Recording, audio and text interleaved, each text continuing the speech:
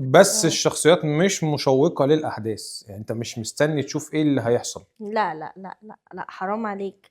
انا يعني اشتريت. وأنا اشتريت. خلينا 4 أشخاص يختاروا أكتر 6 مسلسلات بيحبوهم اتعرضوا على مدار سنين رمضان اللي فاتت.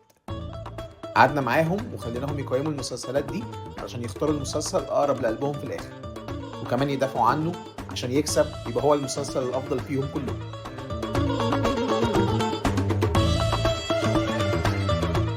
هاي كوكي، هاي يا كرولوس. إيه الأخبار؟ يوسف. معانا النهارده انتوا الاثنين في الحلقه الثانيه لكل واحد فيكم. يعتبر النهارده السيمي فاينال. كل واحد اختار مسلسل هو اللي هيمثله النهارده.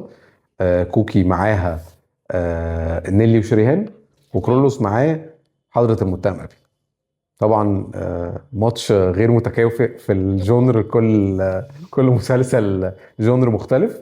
بس النهارده هنلعب لعبة مختلفة شوية. انتوا الاتنين كل واحد كتب نقد في المسلسل التاني، وهنتكلم على كل نقطة وهنسيبكم تفايتوا، وفي الآخر هنشوف مين الكسبان في كل نقطة، والمسلسل الكسبان هو اللي هيروح للفاينل. تمام؟ اوكي. بما اننا بنبدا ليديز فيرست، فهنبدا نسال السؤال اللي كاتبه كرولوس اول نقد في مسلسل نيلي وشريهان. تمام. اول نقد بيقول ان مسلسل نيلي وشريهان ما فيهوش خط يخليك تقول لازم اشوف الحلقه الجايه. مواقف بتحصل من غير تشويق يشدك، يعني كلها حلقات منفصله متصله، وممكن اتفرج على حلقه واسيب 2 واتفرج على واحدة بعدها واسيب 4 واتفرج على 10 وهكذا. لا انا ردك شايفه ايه؟ انه بالعكس خالص، انه هو الالغاز كانت كل لغز منفصل بذاته، بس كان كل واحد بيليد للي بعده. يعني يعني هما اللغز مش بيخلص فبنلاقي نتيجة او بنلاقي اللي هما عايزينه، لا بيوديهم لحاجة تانية وحاجة تالتة. وترابط الاحداث بكوميديا وبسسبنس شويه بالشخصيات اللي موجوده، لا يعني كانت بتشجع الناس جدا ان هم لا يشوفوا. وده كان مخلي انه الواحد لو اتفرج عليه مره واتنين يحس انه كانه اول مره بيتفرج عليه. اوكي. فلا انا شايفه بالعكس تماما. رايك ايه بقى في الكلام ده؟ أنا معترض الصراحة، يعني أنا مش بعترض على المسلسل كمسلسل، بس أنا بعترض إن هي في مسلسلات تتفرج عليها وأنت بتاكل، اللي هو تمام. أنت هتقضي الوجبة وخلاص وشكرا. وفي مسلسلات أنت لا، أنت هتفضي نفسك عشان تقعد تتفرج تشوف إيه اللي حصل، عشان أنت مستني تشوف إيه اللي حصل. مم. لكن لا، انا كان بالنسبه لي، ويمكن ده مثلا عاده المسلسلات الكوميديه كلها الا حاجات قليله، يعني انت لا، هو الخطوط بتبقى بسيطه، مفيش خطوط للشخصيات عريضه عشان انت تخش معاها تندمج معاها. فلا يعني هو حاجه لايت، يعني كلنا متفقين ان هو مسلسل لايت، فمش هيبقى واضح فيه ان يبقى فيه خطوط عريضه للشخصيات يعني. رغم ان احنا في الشخصيات بالذات بتاعت نيلي وشيرين في هيستوري لكل شخصيه، يعني كل شخصيه مميزه جدا عن التانية، ومختلفين مش هتلاقي- كلهم. مش هتلاقي يعني مختلفين ده تماماً. ده ما بيحصلش في كل مسلسل كوميدي، يعني مش كل شخصيه فعلا متعوب فيها بالظبط. يعني حتى الشخصيات اللي كانت بتظهر ضيوف شرف. بس الشخصيات مش مشوقه للاحداث، يعني انت مش مستني تشوف ايه اللي هيحصل. لا لا لا لا لا، حرام عليك.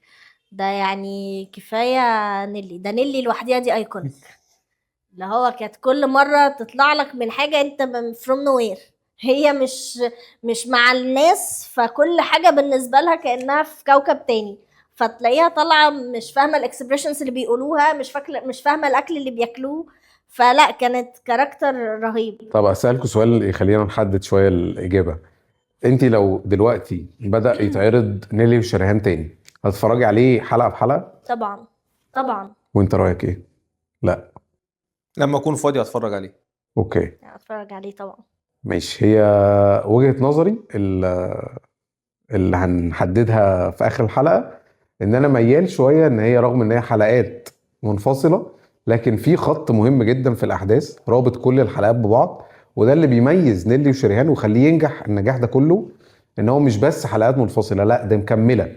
ودي شطارة السيناريو، يعني دي الشطارة بتاعت السيناريو، ان هو قدر يدمج لك الاتنين مع بعض. كل حلقة او كل حلقتين او 3 فيلم بحد ذاته او مغامرة بحد ذاتها، بس كلهم بيكملوا بعض لغاية ما بنوصل للنهاية. وعشان كده كمان نجح ان هو 30 حلقة. بس هي بيكملوا بعض كروح مش كقصه. انت رأيك ايه في ده؟ لا وكقصة برضو، ما- لأن مع تسلسل الأحداث هتلاقي الكاركترات شربت من بعض. فهم لا متأثرين ببعض في أحداثهم، بقت خلاص تفكيرهم مختلف، ستايل لبسهم مختلف، كل واحدة بقت متأثرة بالتانية، فلا مأثرين في بعض جدا لحد النهاية. يعني رأي الحكم في هذه النقطة إن النقد اللي أنت قايله كوكي ردت عليه بشكل كويس، فنديها أول نقطة. مش تمام كده 1-0. طيب أول نقد بقى كاتباه كوكي لمسلسل حضرة المتهم أبي اللي بيمثلك، إن شخصية الأب اللي لعبها نور الشريف في المسلسل كانت متصورة إنها مثالية زيادة عن اللزوم، وفي نفس الوقت قليلة الحيلة. ده مش واقعي لأن مفيش حد مثالي كده في الزمن ده. ردك؟ لا بص هقول لك حاجه، هو كانت المسلسل كان بيشاور على حته معينه في القيم والمجتمع اللي احنا فيه المفروض نوصل لها، ان احنا لازم نوصل ان احنا يعني الاباء موجودين في العيله بتاعتهم لازم يبقوا بالشخصيه دي. هو مثالي شويه زياده عن اللزوم، بس لا خرج عن المألوف في فترات كتير في المسلسل. ابتدى يتصادم مع شخصيات كتير، ويمكن ده مش حاجه مثاليه ان هو يتصادم بالشكل اللي هو كان مصادم بيه. فلا هي مش مثاليه للدرجه اللي هي 100%.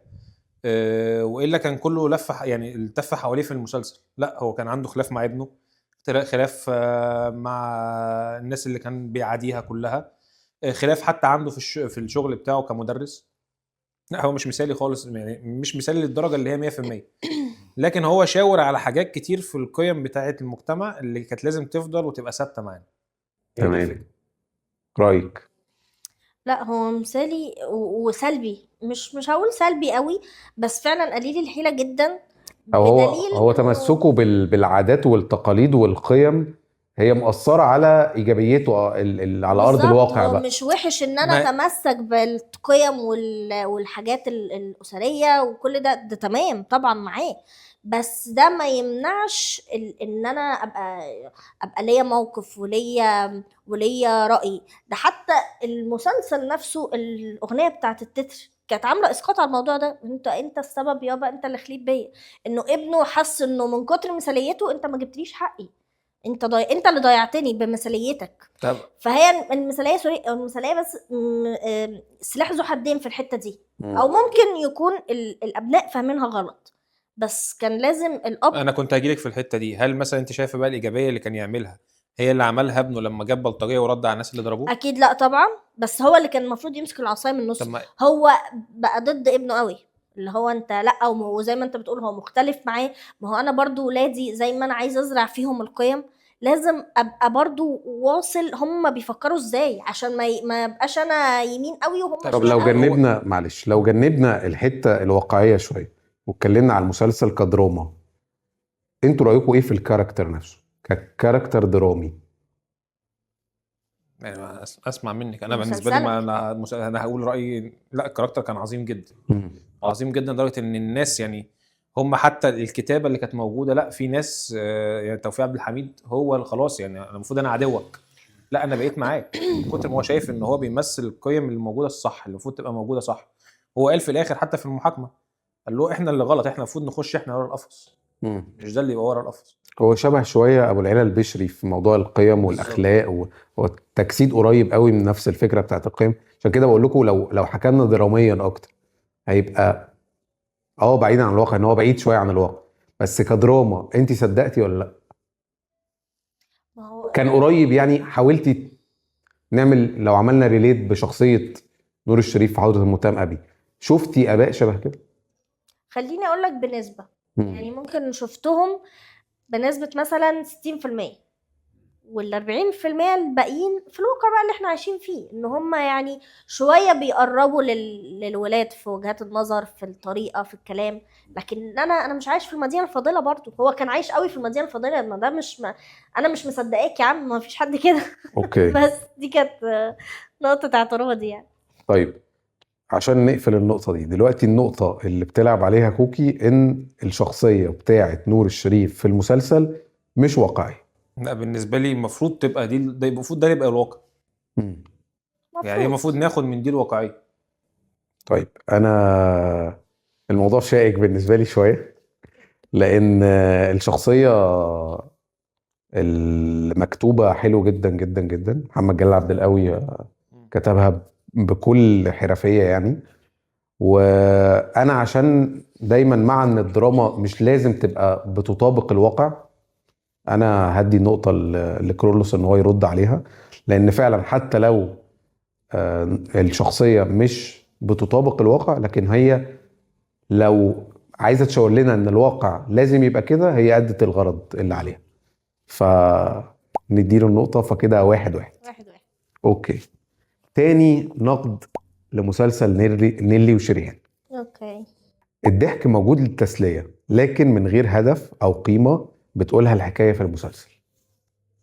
ردك. يعني انا استفدت ايه؟ يعني ايه اللي انا طلعت؟ اي مثلا نقارن من حضرة المتهم ابي ونيلي وشريهان. انا طلعت وحضرة المتهم ابي بكذا حاجه كده، لا وصلت لهدف معين. لا بس احنا هنا بنتكلم في الضحك. ماشي، انا بقول هو معمول للضحك، بس أوكي. مفيش حاجه انا استفدتها في الاخر. لا يعني انا مجرد ما لا. خلصت المسلسل، انا ما طلعتش بهدف او لا ما طلعتش بالعكس. بحاجه اطبقها في حياتي. بص، لو ركزت في تفاصيل نيلي وشريهان، هم كانوا معتمدين اعتماد اساسي على ايه؟ على ميكي ومجله ميكي والقيم اللي كانت بتزرعها مجله ميكي زمان.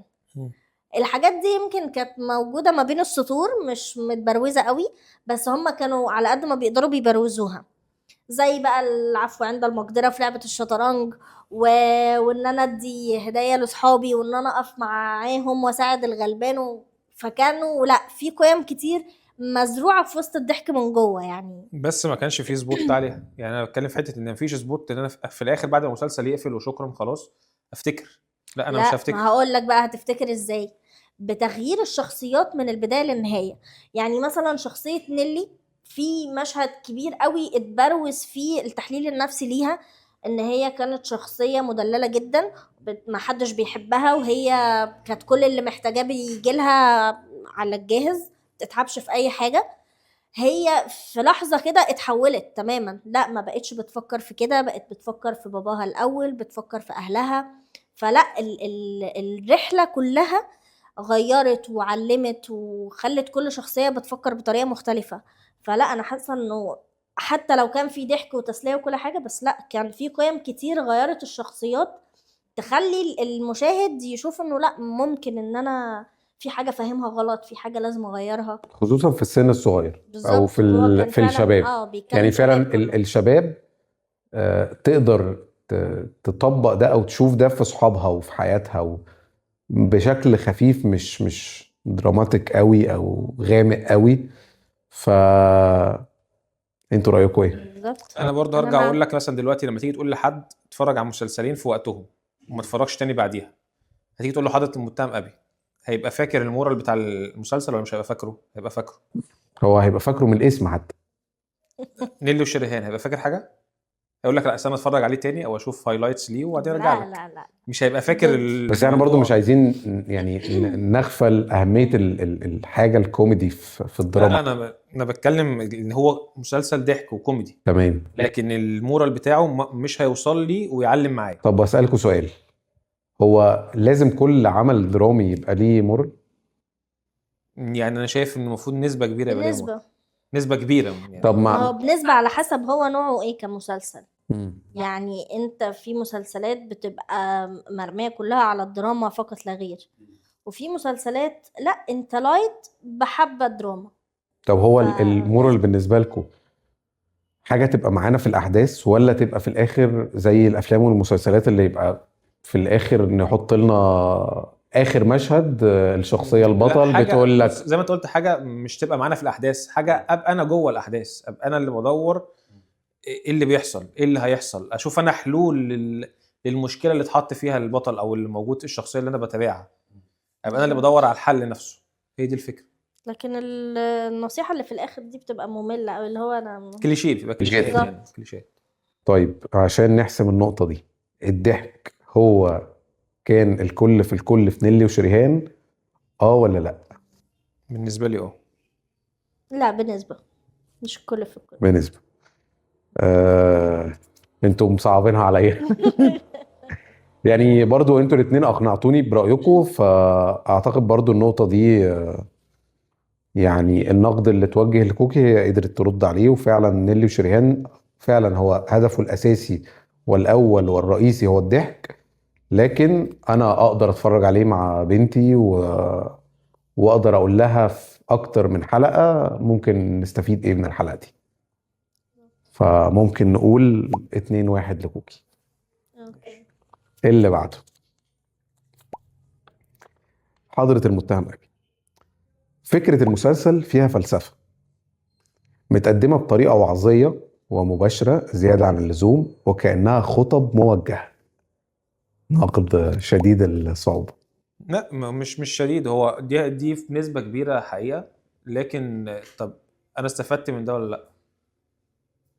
وصل لي الهدف ولا ما وصلش؟ وصل. يعني اعتقد ان الهدف كان بيوصل بطرق كتير لدرجة الناس كانت بتقول فعلا ده الكلام ده صح، واحنا بقينا فين من الكلام اللي بيتقال ده. يعني احنا ايه ده، احنا فاتنا كتير او احنا بعدنا كتير عن اللي بيتقال ده، والناس ابتدت تتشد ان هو لا احنا عايزين نشوف ده تاني قدامنا، عايزين نشوف الامثله اللي كانت في المسلسل اللي هي الكويسه دي كلها نشوفها تاني. زي ما كنا بنتكلم المره اللي فاتت، احنا يمكن الشخصيات اللي تعلقنا بيها اكتر في المسلسل شخصيه توفيق عبد الحميد. ليه؟ لان هو يمكن ما كانش مباشر، ولكن شخصيته كانت برضو واحد لا انا عندي ان انا العدل هو اللي يتم، الصح هو اللي يحصل، هو اللي يفرض نفسه في القصه، حتى لو انا الجاني وانا اللي هتحبس وانا اللي هيحصل لي واحد وابني هيتحبس وابني هيتسجن بسبب المواضيع اللي بيعملها، لكن الصح هو اللي هيتعمل. في شويه حاجات اللي هي المبدأ بيتقال بطريقه مباشره، لكن ده عشان يقول للناس اللي مش عايزه يعني تفتح عينيها على اللي بيحصل ده، لا هو ده الصح، هو ده اللي المفروض يحصل. انا اعتراضي هو الكلام صح، بس لما الكلام بيتقال ككلام ما انا عارفه، انا مش عايزه اتفرج على مسلسل عشان اسمع كلام ممكن اقراه في حاجه. ما هي الاحداث هي اللي يعني بترفلكت على الكلام ده، ما هي الاحداث ماشيه في الخط بتاعها، ما هو الكلام ده بيتحط في للاسف النص عشان يبروز ان يا جماعه لا، خلي بالنا. ده ضعف في الدراما كمان، لان دي كمان نقطه نقديه اتكلموا عليها النقاد، ان دي كانت سقطه كبيره في تاريخ نور الشريف بالنسبه لاعماله القديمه، ان انت خرجت بره ان انت تعمل دراما وتعمل مود يدخل الناس في اللي انت عايز تقوله، في ان انت رجعت كأنك بتقرا باراجراف. طب ليه؟ وبالذات انت بتتكلم ان انت بتنصح الشباب بقى وبتنصح الولاد الابناء. طب الابناء مش عايزين كلام انشا، فده بالنسبه لهم هيبقى وماذا بعد، انا مش عايزه ده. لكن زي ما انت بتقول الناس اللي اتفرجت وقالت الحاجات دي احنا مفتقدينها وعايزينها والكلام ده كله، هتلاقيها الناس الكبيره، الناس اللي هي مش معاصره قوي في الدراما، هي عايزه الكلام زي اللي سمعته من باباها ومامتها هو اللي يتقال وهو اللي يوصل لاولادها وهكذا. لكن كشباب، واللي هو اصلا المسلسل متوجه لهم ان هم بيقوموا الشباب، ما هو انا مش عايزه اسمع الكلام ده، هعمل بيه ايه؟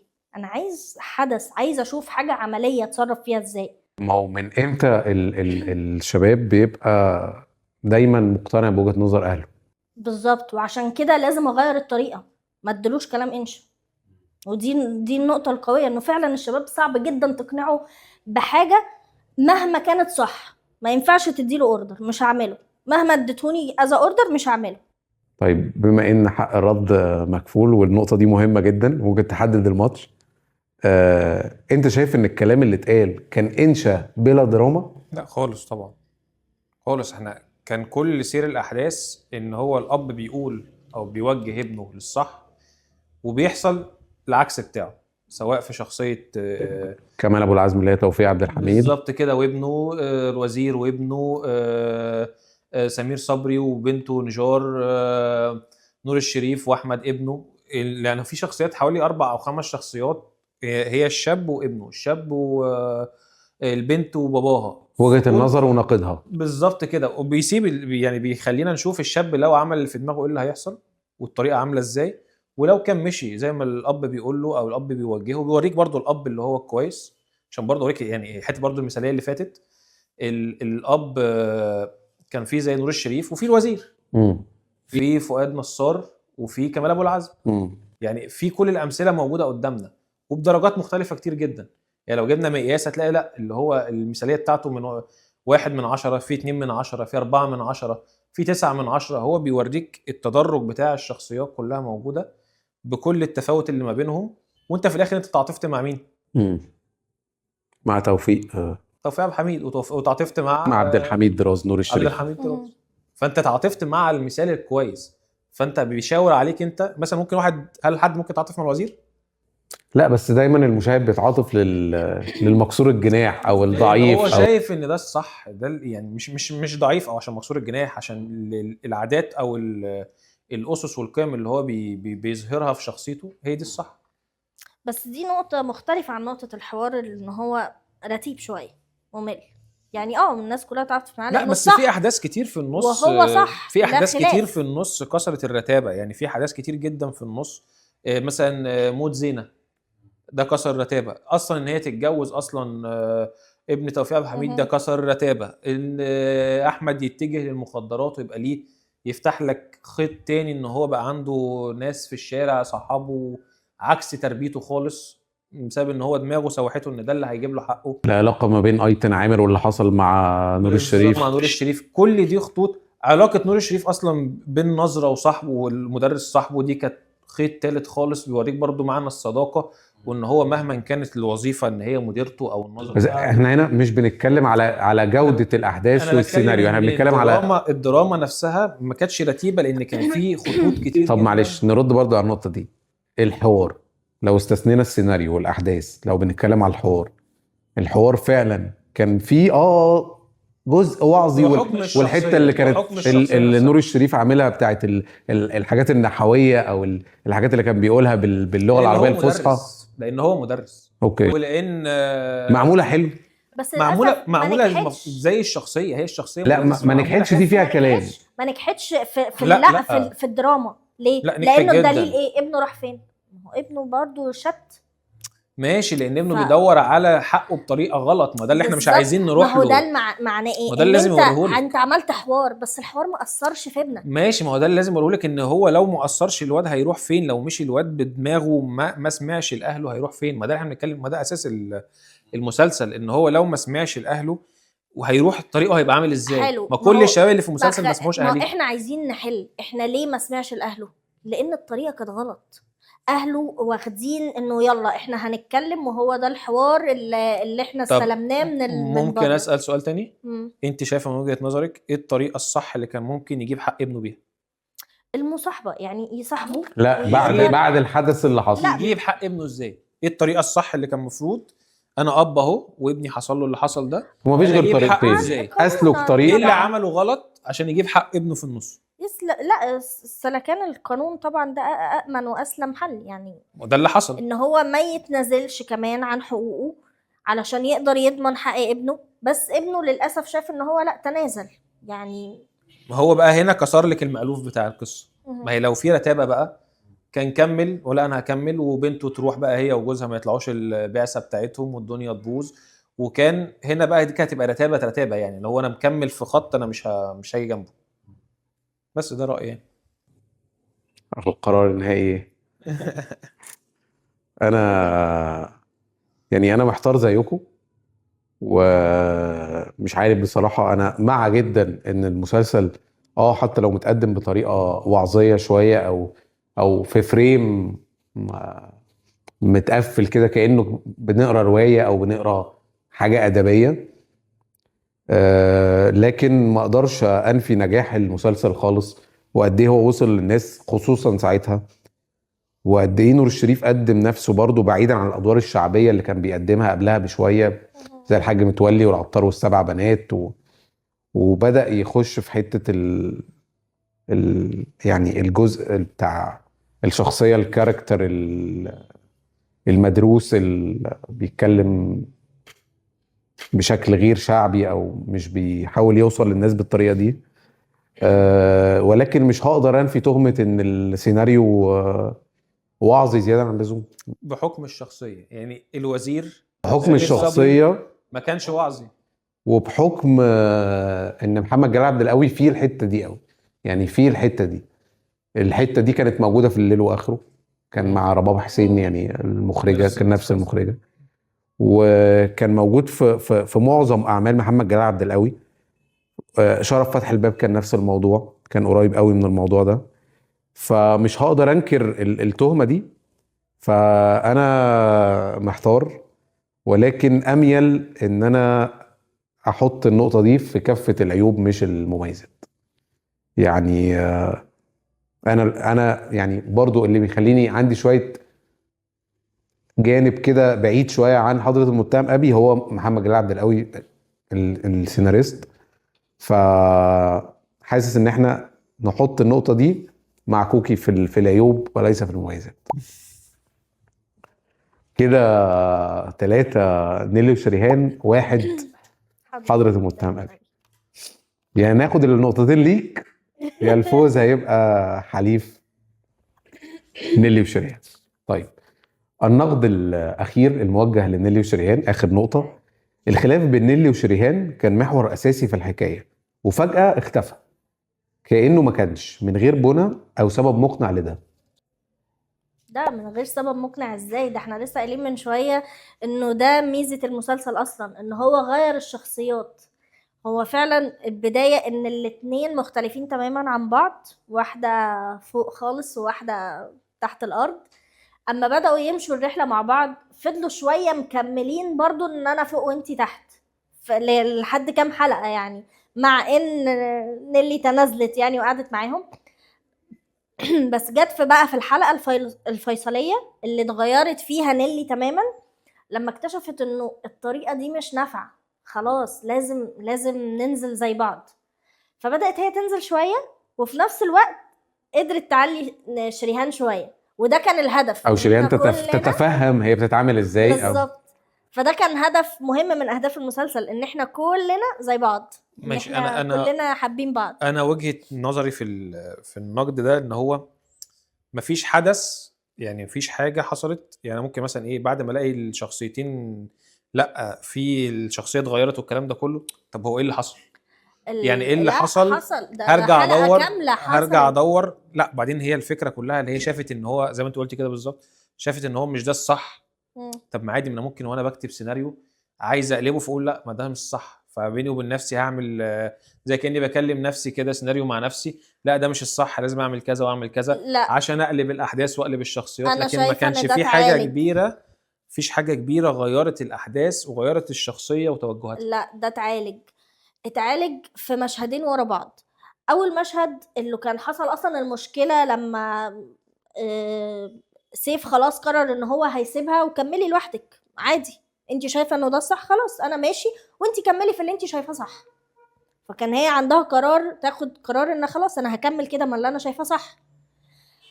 بس هي وقفت بقى، حست انه لا انا مش عايزاك علشان انا مصلحجيه، لا انا خلاص سبت النقطه دي. مع انها كانت رايحه لاهلهم الاول نيل شريهان وخدتها عشان مصلحتها، لان كل اصحابها سابوها. ماشي، ما هو ايه اللي خلاها تسيب يعني ايه اللي خلاها تقول انا خلاص مش هبقى كده؟ بالظبط، حبها للشخصيات. بدات تحس يعني هي في، يمكن ده المشهد الوحيد اللي كان باراجراف كبير، بدات تفصص اللي حصل معاها. قالت لشريهان انا فجأة حسيت انه في ناس بتحبني من غير ما تبقى عايزة مني حاجة، انا اصحابي كلهم كانوا بيحتاجوا مني حاجة. بدأت تفهم الناس دي بتساعدها ليه، واقفة معاها ليه وسيف اللي برغم انه ما كان يعني كان يبان في الاول كانه عبيط بيمشي وراها ورا اي حاجه، بس عمل وقفه لنفسه، قال لها لا انا عندي كرامه، انا مش هعمل كده. وقف قال لها خلاص كملي انا مش هجبرك. فهي وقفت واختارت. فالاختيار ده خلاهم كلهم واقفين على ارض واحده. وده بعديها قعد تقريبا تلت المسلسل 7 حلقات بعديهم هم مكملين بنفس الطريقه. فالموضوع كان ممتع وألذ من ال 22 حلقه اللي قبليهم يعني من وجهه نظري. مع ان الاختلاف ده كان عامل ضحك وكوميديا وستايل تاني خالص، لكن بعديها ستايل وكوميديا اجدد، كانهم بيعملوا ريفريش تاني للمسلسل. فلا انا حبيت الاختلاف في الاول، والنقله اللي سويتهم كلهم ببعض كملت بطريقه حلوه بصراحه قوي لحد القفله، لحد الحلقه الاخيره. اما ادى برضو عم بندق ادى الزتونه في الاخر يعني للموضوع، بس لا كانت جميله يعني. بص معاكي، بس الحته برضو اللي انا بتكلم فيها ان مفيش حدث درامي، يمكن ده بسبب الكوميديا، ان احنا بنقدم حاجه كوميديه، فمش هيبقى في حدث درامي قوي يبين لي ان لا هي دي النقله. لا هي انا بالنسبه لي لا، طالما انا شايف ان في شخصيتين كانوا ماشيين كل واحد ماشي بلاين معين، فجاه اللاينين اختلفوا، فممكن انا وانا قاعد كده لو ما ركزتش الثانيه احس ان في حاجه فاتتني. ان النقله بالنسبه لي ما كانتش اللي هي يعني مش مباشره، ما كانتش واضحه ان هو لا ان في حاجه حصلت تخلي الشخصيه تتغير بالطريقه دي، غير حاجات داخليه او حاجات انا خدتها. لا ليه بس؟ يعني كوكي قالت لنا دلوقتي مواقف فعليا عدت بالظبط. عليها نيلي اكتر من حدث مش يعني مش الاحداث القويه اللي تخلي اللاين اللي كان مفتوح بطريقه كبيره كده، او الشخصيه اللي كان مفروش لها بطريقه كبيره طول حياتها بعيدة، طول حياتها في بالظبط. حتة تنقل يعني لا المرايه لا، تتقلب هي مره ما واحده. نقلتش مره واحده، بدليل انه في اكتر من حلقه نيلي كانت بتحاول تغير شريهان، بتحاول تقول لها اعملي ايه، اهتمي بيه بنفسك، اعملي ايه عشان تبقي شبه اللي انت غيرانه منهم دول، طب خليني اخليكي حاجه وسط، بس برضو اديت لها هنت انت مش هتبقي زيي، لان كانت برضو لسه نيلي عندها حته كده، قلت لها هخليكي حد حلو بس مش هتبقي زي كوين ان يعني. فلا هي مش مره واحده، بالعكس هي قعدت كذا حلقه طالعه لحد الحدث الكبير لما سيف قرر ان هو خلاص هيسيبهم وانتوا شوفوا كملوا لوحدكم، انا خلاص تمام. فده كانت نقله كبيره يعني. بصراحة أنا اشتريت. يعني بصراحة أنا يعني اشتريت. وانا اشتريت. يعني أنا يصعب عليا أقول هي دي النقطة يعتبر الفاصلة، لو خدتها نيلي وشريان هتبقى هي اللي هتكسب الماتش، بس كلام مقنع. كلام مقنع، ما حدش يصدقه بس كلام مقنع.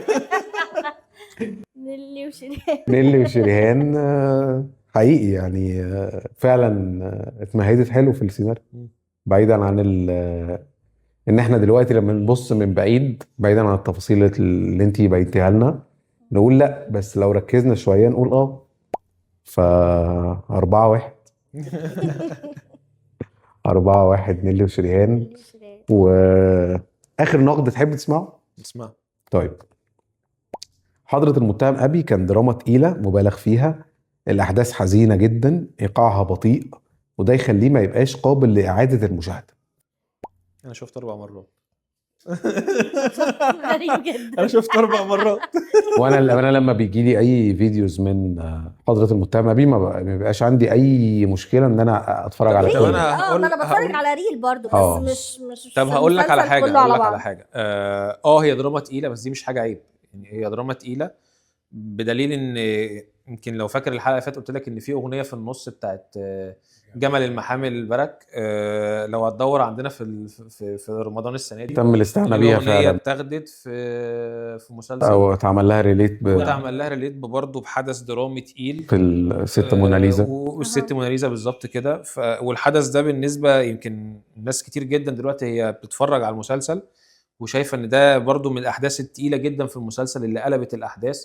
متاخد الاغنيه دي اتاخدت من حضره المتهم ابي واتحطت عشان يعني الحاجه التقيله لازم نوضحها. انا ما اعرفش اتاخدت واتحطت في المسلسل يعني في الحلقه الحقيقيه، ولا ده كان ريل معمول لا في الحلقه، في السوشيال ميديا لا موجود في الحلقه، في الحلقه. اوكي. فلا يعني دراما تقيله، بس اللي يستحمل التقيل يتفرج.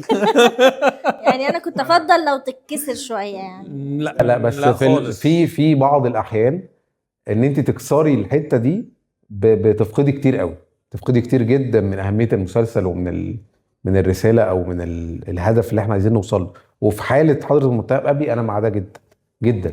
يعني كان كل حلقه وحلقه كده كان الدنيا بتتكسر بشويه دراما عائليه بسيطه في البيت، في العلاقات، في التفاصيل الصغيره. لكن لا، يعني انا شايف ان اعاده المشاهده في حضره المتهم ابي للشخص اللي يحب المسلسل لا يتفرج عليه مره واثنين وعشرة. ومش مع ان بصراحه السوداويه مأثره فيه، بالعكس هي ضايفه له. فلا، ممكن نقول النقطه دي مع حضرة المتهم أبي، ونقدر ننهي الماتش بفوز نيلي وشريهان 4-2 ويتأهل نيلي وشريهان للفاينل، وهنشوف هيلاقي مين إن شاء الله. نشكركم جدا واتبسطت جدا بالحلقة دي. احنا كمان شكرا.